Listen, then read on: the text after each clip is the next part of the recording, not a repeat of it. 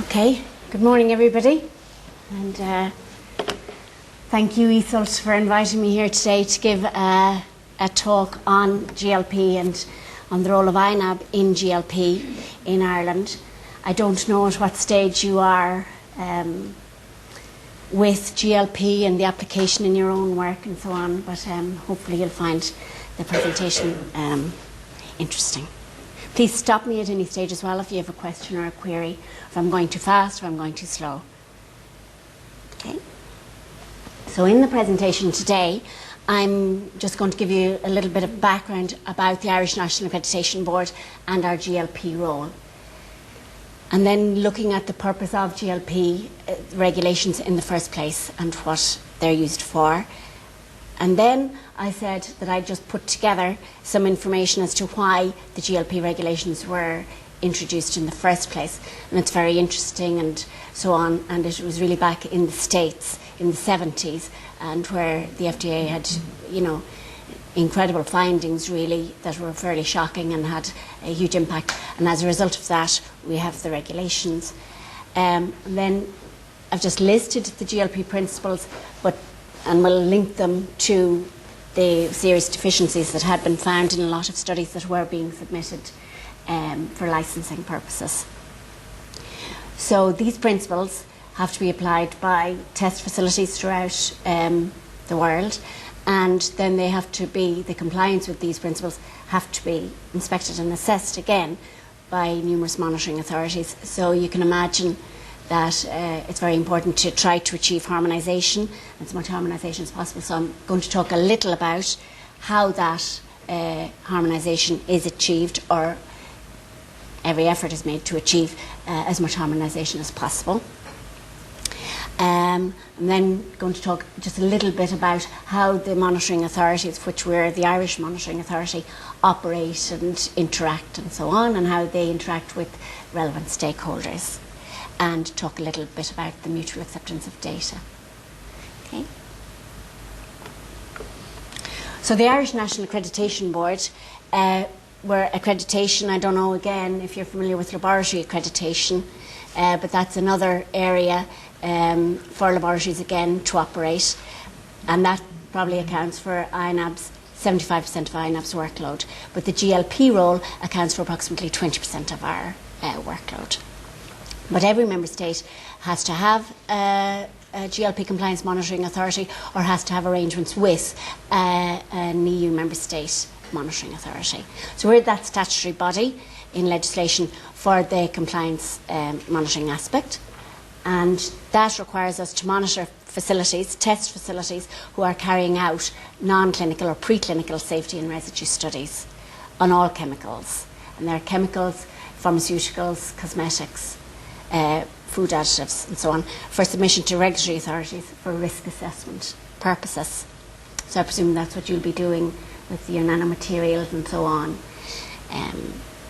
So it is a legal requirement for these test facilities, and they're often called CROs, contract research organisations, because a lot of these studies are outsourced to contract research organisations to conduct the studies for the pharmaceutical companies or the chemical companies. So it's a legal requirement for those, and if anybody in Ireland is conducting these studies that are going to be submitted to regulatory authorities, then the obligation is on them to contact INAB to inform us of that, and then we'll start the process of inspections. Okay? So, and the studies are submitted to regulatory authorities for registration and licensing purposes. So we've got three receiving authorities here in Ireland. The Irish Medicines Board, the IMB, is for pharmaceuticals and cosmetics. We've the Department of Agriculture, the Pesticide Control Services for pesticides, and we've got the HSA, the Health and Safety Authority, Health and Safety Authority for chemicals. Okay. So what are the purposes? They apply to preclinical safety and residue studies only. In INAB, we often get queries in about good laboratory practice, and I think the term is used now very generally about just applying good practice in laboratories, but in fact it is a legal requirement, and these principles are binding. The purpose is to create good, high quality and reliable test data. And as a result of that, the receiving authorities, and it's the receiving authorities review it for the scientific content. The GLP compliance monitoring authorities do not look at the scientific content. But it allows the receiving authorities to evaluate with confidence the data that's presented to them. And it improves comparability and allows for mutual acceptance of data. And that's all the more important now with the EMA, European Medicines Agency, where you've got licensing, pan-European licensing. And another very good reason for their principles and key component is that it prevents unnecessary repetition of experiments. And that's very important because preclinical studies, huge amount involves animal testing. Okay? And the regulations all apply to the systems and processes involved in studies, from study design, so that's the study planning phase, to study conduct phase, to study reporting phase, and all of the aspects that are involved while carrying out those studies and reporting those studies. So then, before the GLP regulations, and as I say, it was back in the 70s, and here are examples, and some of them, it's very hard to believe actually that they even did occur, but they did. So, for example, and these are all taken from a book. It's a very old book, but it's actually very good on the whole background for GLP and so on. But original post-mortem records for studies were unavailable, so they hadn't been retained, or had they been seen or done in the first place.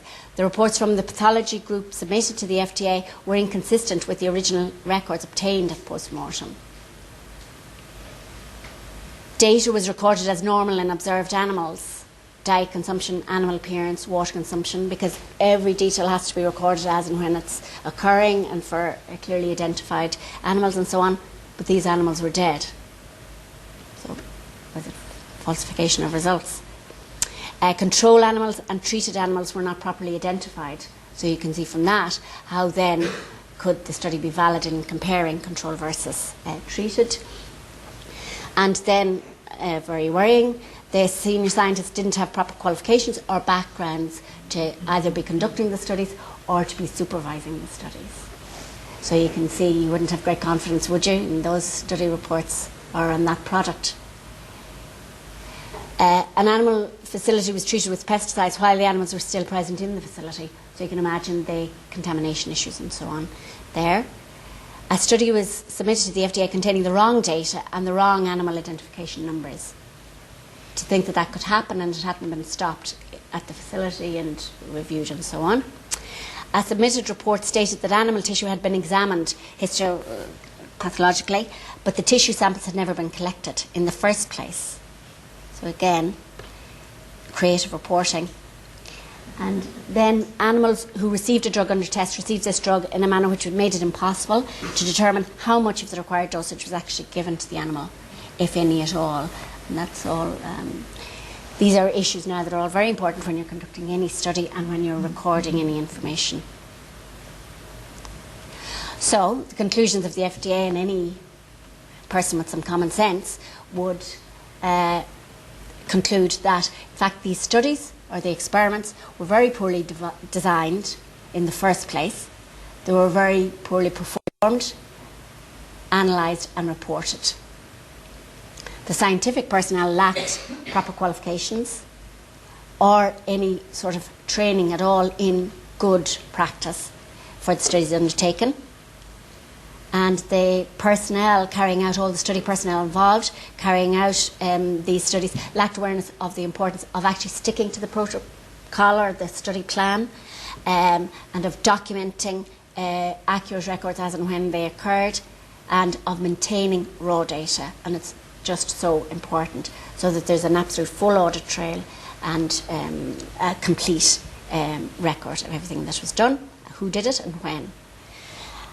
And then at the critical review of the data stage, management did not assure that this took place or that there was proper supervision of personnel. So again, that relates to the QA and what level of supervision was done throughout these studies. And I don't know with you what length of studies yours are, but some of these studies could be very long studies over, 2-year period and so on. So you can imagine if this is lacking at that, the mess that you have at the end, very costly mess. And it demonstrated a real disregard for the need to observe proper laboratory facility operation, care in the animal facility, and care in data management procedures.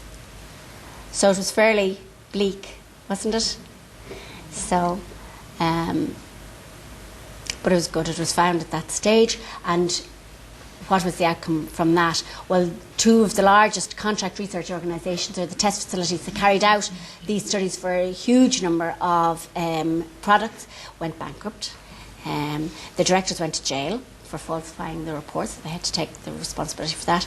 And there was a huge cost to industry in the 70s, millions, because if they wanted their products to stay in the marketplace, they had to repeat those studies. And again, you can imagine the animals, etc., and so on that was involved in that. So it was absolutely disgraceful.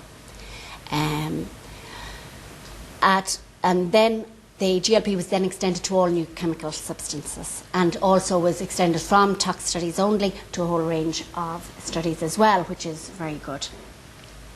The nature of the studies was extended, and then we had the EU and the OECD principles. And they are the OECD principles and adopted by the EU, and they're an annex to the EU directives. So then we had the establishment of GLP compliance monitoring programs in the EU member states and in the OECD countries. And that's very important because you can have these beautiful principles that are there, and you say, now test facilities, please apply those principles. But unless you have people going out and carrying out assessments and inspections and monitoring the level of compliance with the principles, it was felt that it wasn't so effective. So that's why we have the monitoring programs. And again, you'll hear sometimes that test facilities, and particularly test facilities where they're carrying out multi-site studies and so on, comment that, well, this monitoring authority expects this, and this monitoring authority insists on that, and so on. So every effort is made to try to achieve as much harmonisation as is possible in the conduct of the studies. And we have mechanisms in place for that, and I'm going to talk a little bit about that as well. And the principles themselves, you'll realise, maybe you are reading them and trying to apply them and so on, that depending on the study in question, some principles have different relevance to others and so on. So you can appreciate yourself how you just cannot be extremely prescriptive, and that's why they are principles. Okay, and then you've got the MAD agreement, and that's the mutual acceptance of data. So that exists, and for EU member states, they cannot reject any study submitted on GLP grounds. They can reject it on scientific grounds, but they cannot reject it on the GLP grounds. So for that, if the test facilities are in the monitoring programs of the member state and have been inspected by the member state. So in that case, you can see why it's very important that member states have confidence in other monitoring authorities. And in order to provide that confidence, we have a system in place called MJVs, Mutual Joint Visits. And that's where Compliance Monitoring Authority experts form a team and go into the monitoring authorities and spend approximately a week long observing that monitoring authority's inspections, looking at their records, looking at their systems in place to ensure that they can share this information with the other monitoring authorities and provide the confidence that the monitoring authority is operating effectively. Okay.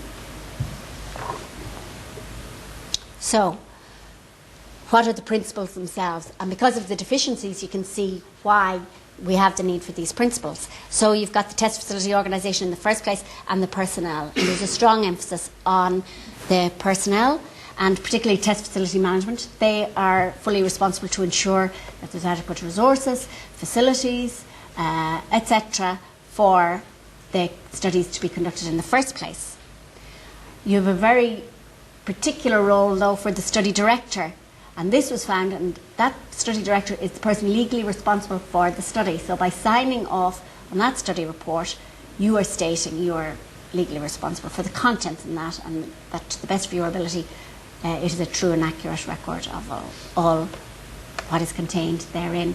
So it's a very, very important role, and a lot of emphasis is put on the study director, their qualifications, their training, their experience, the workload they have. Because in some test facilities, sometimes it's the best study directors are overworked and maybe have too many studies going on at any one time. So again, these are sort of areas that are looked at from a compliance monitoring authority's point of view. And the study director has very specific responsibilities. There's quite a lot of information you'll see in the principles on that. The quality assurance, that's absolutely key. And I suppose that's one of the key differences between GLP and GMP. I don't know if you're familiar with GMP, Good Manufacturing Practice, and GCP and so on. But for GLP, the quality assurance has to be independent of the studies conducted. And that's very important, that they're absolutely independent assurance over the quality and highlighting any issues and carrying out full audits and so on. While the monitoring authorities can view all records, and all records must be made available to the inspectors, the monitoring authorities generally don't look at the audit reports carried out by QA. And the reason for that is that they want QA to be very honest and very straight and really highlight any issues so that test facility management and study director and so on can take the necessary corrective actions. So, unlike, for example, in accreditation, in fact, where we would look very closely at quality audits and so on, that's the reason. It's to give the quality assurance more freedom to really record what is going on. However, if a monitoring authority went in and really felt that the practices that they were observing in place really were a cause of concern, and they felt that QA was possibly not doing a sufficient job in their role and so on, in that case then they would ask to see the audits. Okay. Facilities, very, very important, and depending on the type of study that's carried out as well. The test system, handling of the test and reference items, that's probably very important with your nanomaterials and are there reference substances and so on. Stability issues, etc., etc.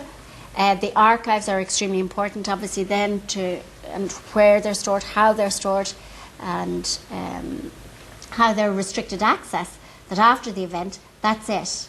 They're no longer the study director unless he has valid reasons he or she can access the studies and the material. And logs have to be kept of entry in and out of the archives, reasons for that and so on.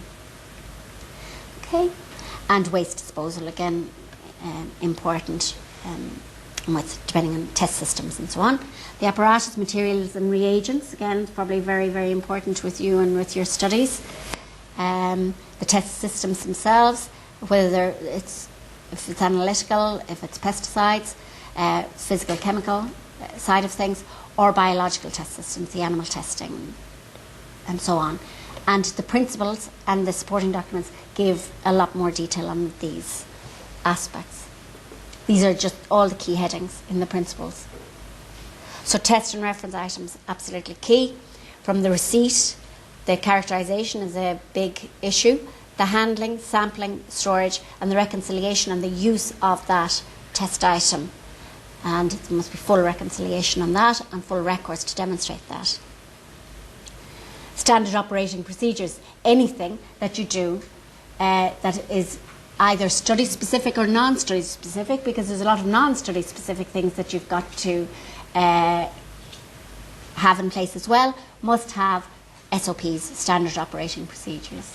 And they must be current and they must be reviewed and approved by the appropriate personnel. And they must actually reflect what you're doing, not either what you'd like to do or what you think should be done, but you're really doing something else. So they really should be very live documents, and they should be very accessible to all study personnel, and all study personnel should be trained in those SOPs. And then any deviations from those SOPs during the study need to be recorded as well. So the performance of the study then, so a whole section on that. And on the study plan, in the first place, I'm sure if you get the study plan right and it's well structured and well laid out and very clear and unambiguous, then of course it's a huge step towards the success of conducting a good study. Appropriate personnel have to be circulated with that study plan, have to approve that study plan and so on. And the content, is very important. And this is then how the study will be conducted, absolutely to that study plan. And where it deviates from that, the deviations are recorded, and deviations are where they're unplanned. And you can't help that, but you've got to record it and evaluate the impact of any of those deviations on the study and the significance of the deviation. Or amendments. And amendments, you can have those, absolutely, because as you start your study, possibly something comes to light where you may not have considered that previously, where a planned change is required. That has to have the approval of the study director, and where it applies the approval of the sponsor, but that has to be very organised in a planned amendment and fully documented and attached. And then the reporting of the study results.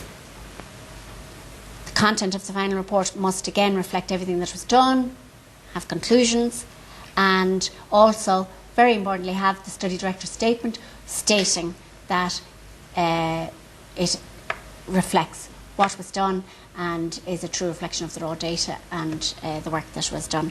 That study report also has to contain a QA statement which states the details of all QA inspections that were carried out, the critical phases, the dates, and a statement that it is in compliance with the GLP principles.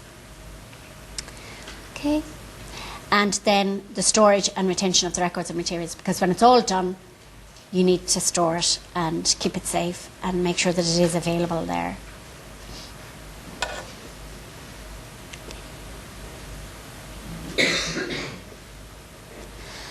So there are a lot of principles applying to a lot, and then there's the test facilities have to interpret these and apply these GLP principles for a very, very broad range of studies. Even within your area, you're going to find that there's huge variation. So you can imagine what it's like for every chemical substance, pharmaceuticals, etc., food additives and so on, pesticides.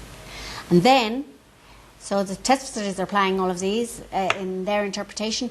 And then you have the GLP compliance monitoring authorities, and they have to and are required to carry out regular inspections, and they also can carry out study audits.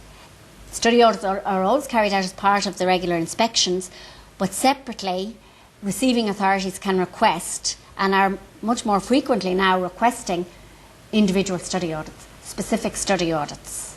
And so they're very detailed inspections of the study and everything relating to that study to be carried out.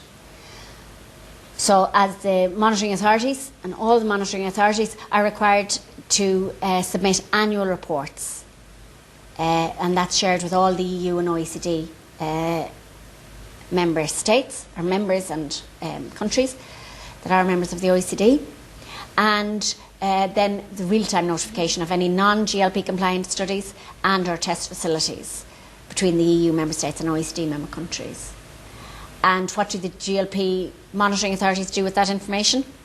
They send it on to the receiving authorities in each country, because those receiving authorities could have studies that they're evaluating at the time from those test facilities. And likewise, the receiving authorities contact the monitoring authorities if they have any queries over studies that they have in and are evaluating at the moment. So I spoke a little bit about the mutual acceptance of data, and that is the agreement between the EU member states and the OECD member countries as well. And it's underpinned through the MJV programme, the Mutual Joint Visit programme, where the expert teams go into the monitoring authorities and evaluate them, if you like, inspect their practices and so on, and report back to the OECD and the EU as to the level of confidence and compliance with the requirements that the monitoring authorities have. So that's good to know that that's in place. So how do we achieve this wonderful harmonisation and agreement throughout the world? Not easy. There are, and they're very good documents actually, the consensus documents and the advisory publications, you have all of those? You're reading those because they really are. So the consensus, that is where you got consensus. So sometimes people say, I wish there was more information in that, I wish there was more prescriptive advice, etc., etc. It's not possible because consensus wasn't achieved. So, but in advisory publications, that may have been where not all members were involved in it, a smaller working group, etc., were pulled together to draw up an advisory document. But again, these consensus and advisory publications are used by the monitoring authorities to assist in the interpretation of the principles. Okay? And they deal with quality assurance and laboratory suppliers, with field studies, with short-term studies, and these are the issues that were causing maybe more inconsistency, I suppose, with interpretations, and that's why they developed these consensus documents and advisory documents. The study director role and responsibilities, that's a very good one actually, I think. There's one on computerized systems that's maybe a little bit dated now. Multi-site studies, and Phil is going to deal with multi-site studies, and that's very important. And I think that document is very good actually, because there's so... Of course it is, I helped to write it. Well, say no more. It's actually the best one there is. No, I was one of 96 people who helped to write that, so I'm only responsible for about 1% of it. The good. And how long did that take, with 96 people getting agreement? Oh, it's horrendous. Have you ever taken part in it? I have, yeah. It's horrendous. Trying to get 9 people to agree on something is bad enough. Trying to get 96 people to agree on something. It's not possible, Which is why actually. Marie's right when she says that consensus is not always what you want. It's the least that most authorities are prepared to give way on. Yes, yeah. Absolute lowest common denomination. By definition, isn't consensus a compromise? Oh yeah. Been there, done that. Some are better at it than others, though. The Americans are not very good at giving up what they think they've gained. So multi-site studies, and Phil is going to share the document, and it is probably going to be essential for you and will be a huge focus for the nanomaterials, because I don't think you're ever going to be, you're going to be doing phases of studies. So that you should find that very interesting. And the sponsor role and the responsibilities, that's very important from a monitoring authority point of view, and for the contract research organisation as well, to understand what their responsibilities are and what those of the sponsor are. We don't inspect sponsors. And and then in vitro studies. Okay? So there are guidance and advisory publications for the monitoring authorities also, and that's very important. And we, INAB, are required to operate to these procedures, and they're very good procedures. We also have to conduct our studies, our audits, again, along certain processes, and also report that. So that all does really lead to good harmonisation, I have to say, and that the key issues are being addressed and so on. And I think it's working well, actually. So there's guidance for the conduct of test facility inspections and study audits. And there's guidance for the preparation of GLP inspection reports. And then, as I said, it's happening a great deal more now, requesting and carrying out inspections and study audits in another country. So we've been to a Canadian test facility, carrying out study audits on a number of studies there, because the receiving authority that was evaluating those studies was the Irish Medicines Board. They were the lead rapporteurs. And so it is whoever is carrying that out, it's their monitoring authority is requested in the first instance, if the receiving authority requests a study audit, to carry it out. Okay?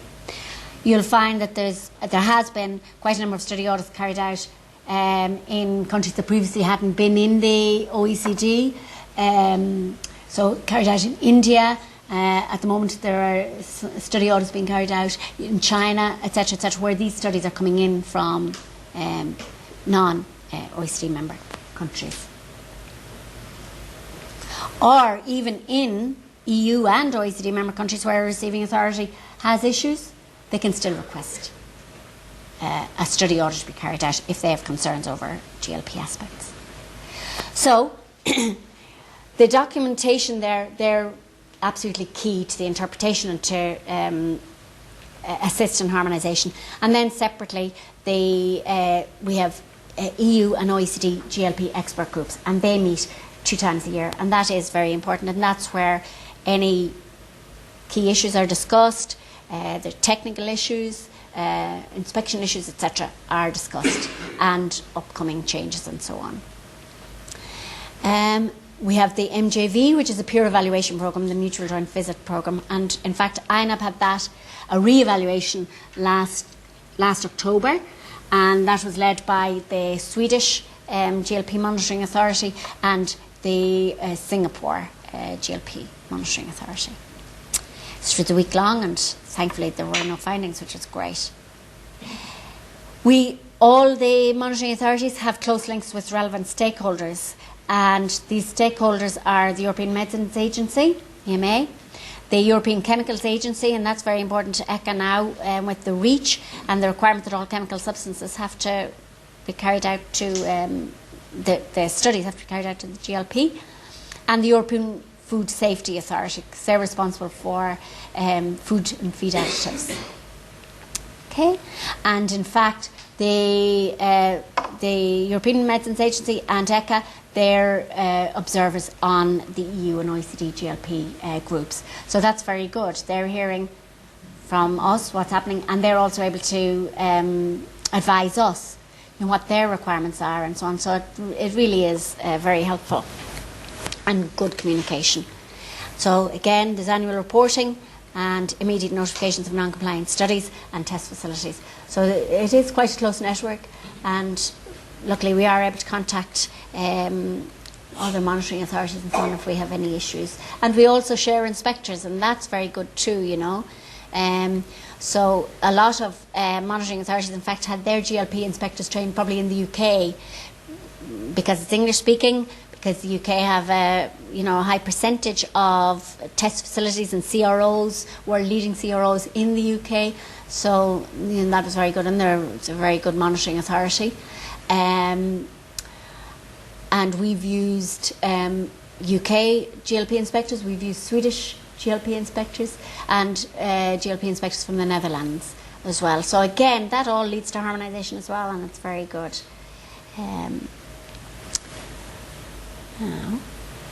So GLP, then just to come to close, what it is really, it's quality management systems and processing, governing the conduct of studies, right through from design in the first place, which is the planning, right through to the conduct, the reporting and the archiving. And the whole thing is to absolutely provide the assurance on the quality and integrity of the data. As I said before, the compliance monitoring authorities and GLP does not look at the scientific content, the actual scientific content. That's the role of your receiving authorities, and they have the scientific experts. The monitoring authority will bring in, if needed, technical experts with a background in, but they are not looking at the scientific content or an evaluation of scientific content at all. So it relates to preclinical safety and residue studies. It's all to do with the integrity and quality of the data, and it applies to the whole facility. And that is important, that you don't have 2 systems or 2 standards operating. You know that we do 1 study a year and this is to GLP, and then 99% of the rest is whatever way you like. Take shortcuts, don't. So, it's the balance there, and just to make sure that if you're operating, you operate the facility to GLP practice. Okay? It's a culture, I suppose, in a good test facility. It's a real culture, and it's just a way of operating, and you don't even think. You almost can't imagine not operating to that, because there's very real reasons for it. And in actual fact, all of you as employees, as study directors, as management, whatever, you're taking responsibility, and you very definitely are responsible.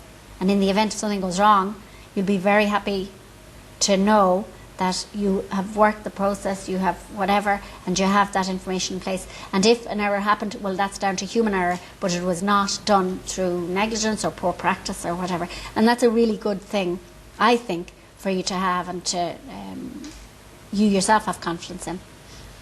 Whoops, sorry. And then just what are the benefits of GLP? So it does provide, and it provides very good assurance to receiving authorities on the integrity and quality of the raw data and the reports. And they say this very much, and particularly the EMA have an ad hoc group as well that they've formed, inviting the monitoring authorities in and so on, and that is very important. It increases confidence, absolutely, because you can imagine in the 70s and those pre-GLP days, can you imagine making decisions on that, those type of poor studies, and what did get out into the marketplace,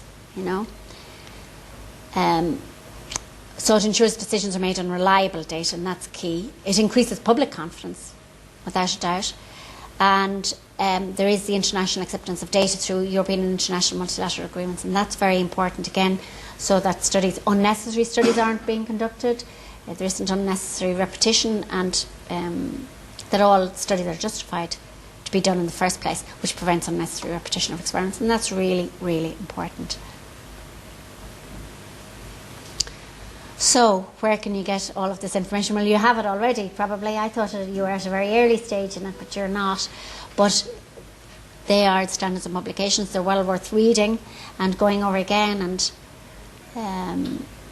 as you're doing different studies, read it again and you'll see, my God, I never thought that was even in that document. But you'll see how it applies to different studies. And a series of guidance documents. Okay? Could I just make an observation that I think it's worth pointing out to everybody that unlike most government-driven practices, these documents are actually free. So, really do take advantage of them. And they are in multi-language format now. They are in English, French, German. Italian, Spanish, the German anyway, German. yeah. So there's at least 5 language versions of most, if not all, of those documents now. So the OECD website, which is the www at the bottom there, is well worth it. The other advantage is that now they've realised that input from the industry that is going to actually apply these documents is quite useful.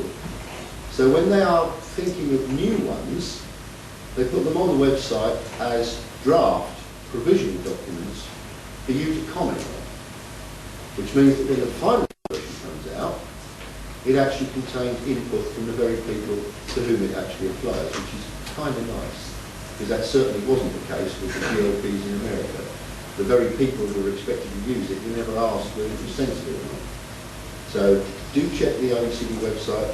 There is a mistake in it. I see it. It's OECD. It's OECD. OECD. Yeah. So do check them out because they're free. You can download them. As I say, they're multi-language, so well worth having. I would agree with everything she said. You should be paid to say that. Thank you. Not yet, anyway. Yes?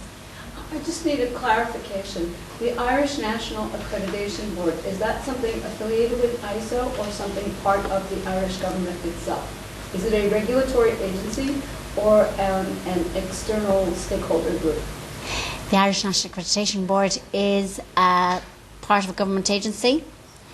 FORFOS is the organisation. We're the statutory body a regulatory agency for GLP. And we're the recognised accreditation body for the EU. And so accreditation is the ISO connection. Yes. Accreditation is for ISO standards and EN standards. But the regulatory agency is which one again? It is the Irish National Accreditation Board for the GLP.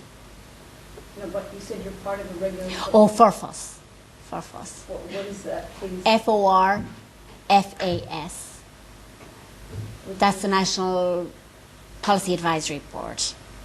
Yeah, but it's involved with national policy for science, innovation, enterprise and so on. We're a division within that, and we're in legislation as the National Accreditation Board for the GLP. So you're within something that governs public health? Please, can we take No. that offline, just Sure. focus on the slides and understand where they the Sure. application of it, please. Sorry. That's okay, just for the rest of the audience. Thank you very much. So we thank you. Yep. Then we'll take any other questions. So we thank Marie very much for her presentation. So thank you. So do we have any questions from the audience? on the principle of the background so far? Anybody would like it? I have a background which is correlated to accreditation, as you said, 25. Yes. And the eternal discussion is that between accreditation and academic research, can you say a few things about the reason for accreditation students to think about GLP? I mean, Yes. the answer is obvious, I guess, but I don't No, because a lot of places ring up the Irish National Accreditation Board about GLP, but in actual fact what they mean is laboratory accreditation.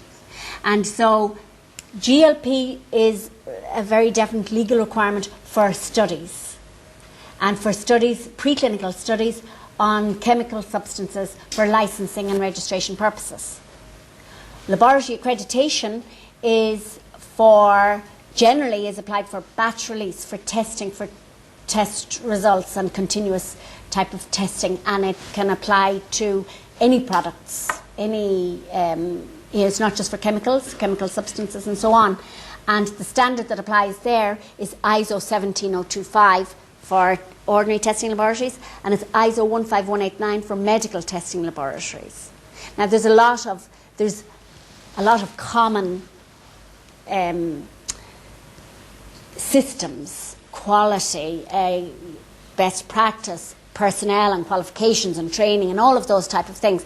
But for GLP, you have the GLP principles, and they're looking at studies and how they're conducted, archived, etc., etc. For accreditation, you've got the ISO 17025 standard, which you have to operate to, and the focus on that is that standard and compliance with that standard, and it's about the competence. And in fact, the accreditation is very much about your technical competence.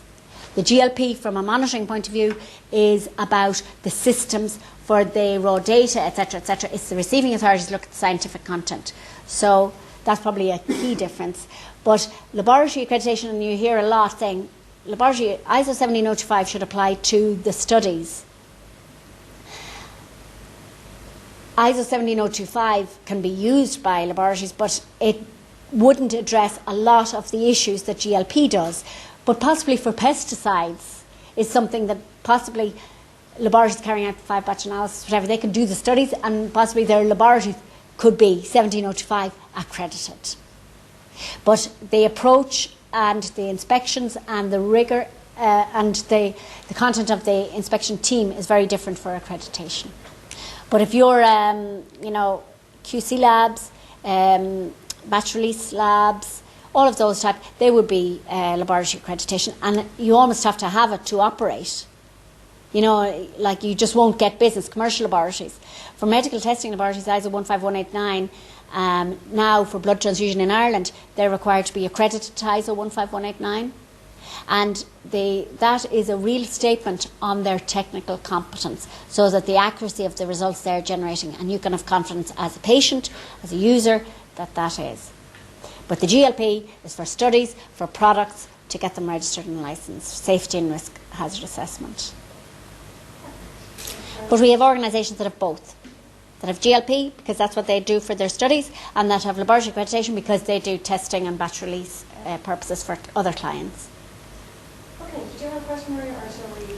I think we should. Yeah, we should. Okay, thank you again, Maria. Thank you.